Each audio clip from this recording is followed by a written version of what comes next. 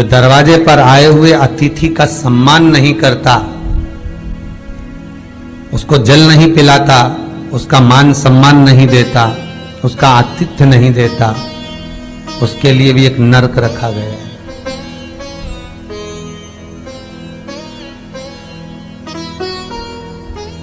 हजारों नरकों में एक नरक वो भी है जिसका हमने आतिथ्य ना करा हो। मेरा बहुओं से निवेदन है, सास के रिश्तेदार आए तो आप उनका भी आदर करिए, और आपके रिश्तेदार आए तो आप उनका भी आदर करिए। जेठानी के रिश्तेदार आए तो आप उनका भी आदर करिए, और देवरानी के रिश्तेदार आए तो आप उनका भी आदर करिए। आप किसी न किसी रूप में जो अतिथि आया है वो न जेठ का है, न देवर का है, न वो सास का है, अतिथि घर का है,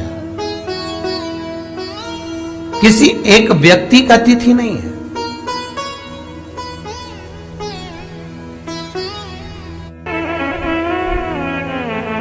बड़ी बहू सोचे कि मैं घर की बड़ी, बड़े परिवार की, मेरे पास में बहुत धन दौलत, मैं काहे को गिनूं किसी मेहमान को। छोटी बहू सोचे मैं काहे को गिनूं, मंजली सोचे मैं काहे को गिनूं, संजली सोचे मैं काहे को गिनूं।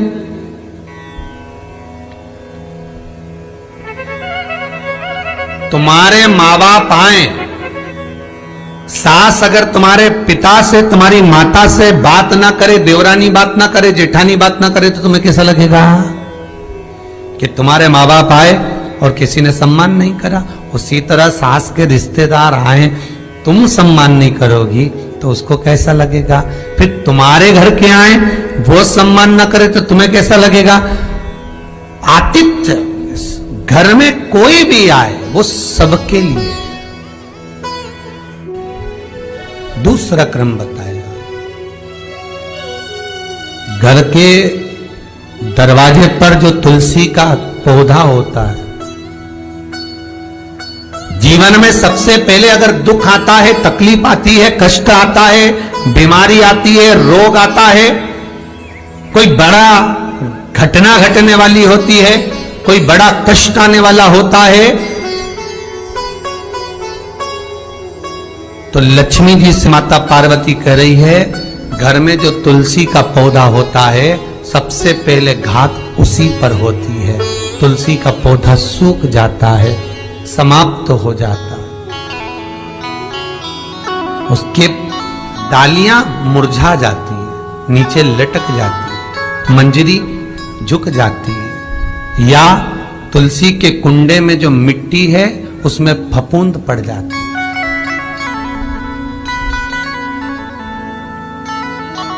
कितना सुंदर बात कही है महाराज। तुलसी के क्यारे में, पद्म पुराण, तुलसी के क्यारे में जो हम जल डालते हैं, वो जल हमने जब डाला और वो जल अगर नीचे गिर रहा है, उसका भी दोष वर्णन है महाराज, उसका भी दोष हमारे शास्त्रों में वर्णित किया गया।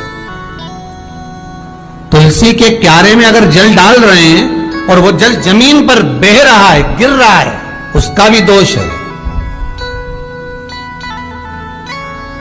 तुलसी के क्यारे में उतना ही जल दिया जाए जितनी मट्टी सोख ले, 2-4 8 बूंद पानी गिरे चल जाएगा। तुलसी के क्यारे में छिद्र रहता है, बूंद बूंद पानी टपक जाए वो चल जाएगा। पर तुमने तुलसी के क्यारे में जो जल भरा, लोटा भर भर के डाल दिया, और ऊपर से जो जल कुंडा भरा कर उलीच में से, अर्थात भराने के बाद जो नीचे गिर रहा है, वो दोषपूर्ण है महाराज, उसकी दोष था।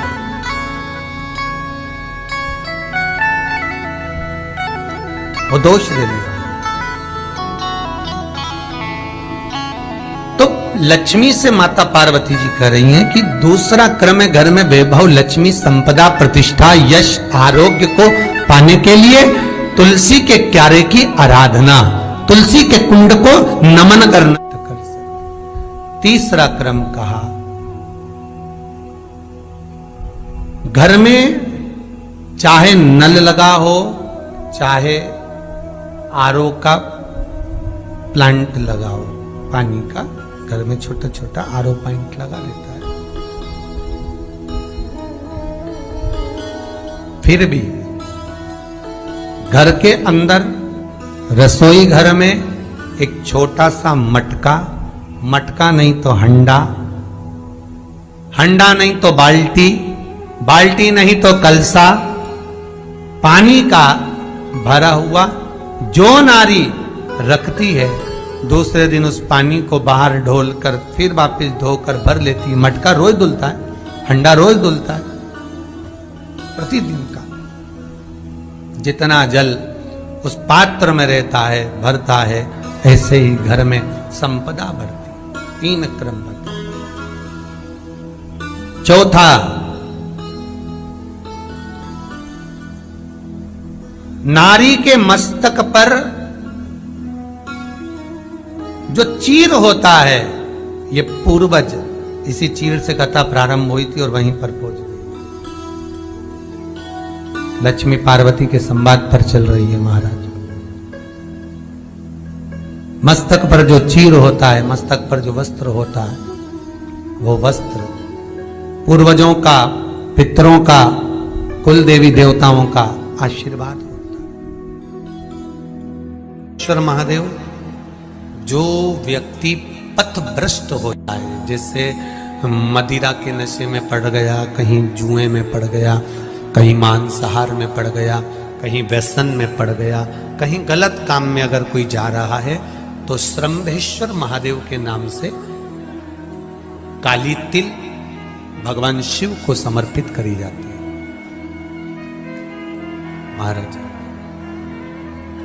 काली तिल को वापस उठाकर ले आते हैं। उसी काली तिल को जो मदिरा का नशा करने वाला होता है या जो गलत व्यसन में डूबा हुआ होता है, उसको वो सुबह के समय अगर नहीं खाता तो भोजन के साथ उसको दिया जाए। श्रंभेश्वर महादेव। एक बेलपत्री का भी बहुत अच्छा प्रयोग है श्रंभेश्वर महादेव का। मदिरा पीने वालों के लिए, मांसाहार, व्यसन में, जुए में, वेश्यावृत्ति में, पर नारी में, गलत जगह पर जो डूबे रहते हैं उनके लिए। पहले की कथा में उसका वर्णन किया है बेलपत्री। श्रंभेश्वर महादेव, एक बार सब बोलेंगे। कौन से महादेव?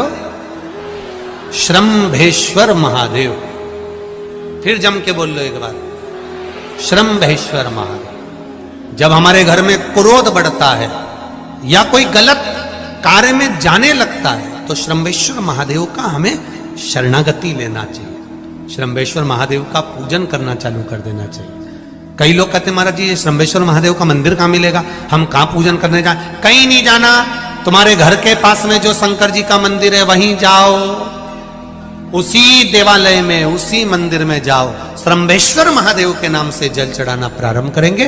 वो जल जो गलत संगत में पड़ा हुआ है उसका आचमन कराना प्रारंभ करेंगे। अपने आप उसकी धीरे धीरे बुद्धि सुधरना प्रारंभ हो जाएगी। ऐसा श्रंभेश्वर महादेव का